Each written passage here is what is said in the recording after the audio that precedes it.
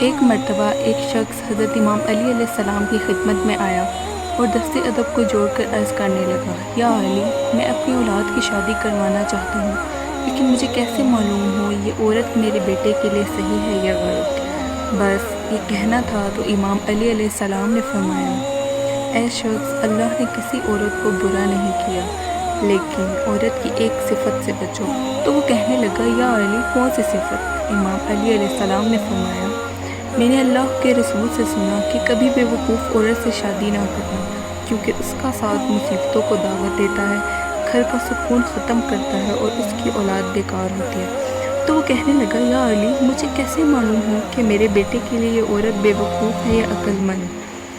بات جب یہاں تک پہنچی تو امام علی علیہ السلام نے فرمایا، بے وقوف اور عقل مند عورت کی پہچان یہ ہے کہ عقل مند عورت بات سننے کے بعد سمجھ کے جواب دیتی ہے، اور بے وقوف عورت بات سنے سمجھے بغیر ہی بولنا شروع کر دیتی ہے۔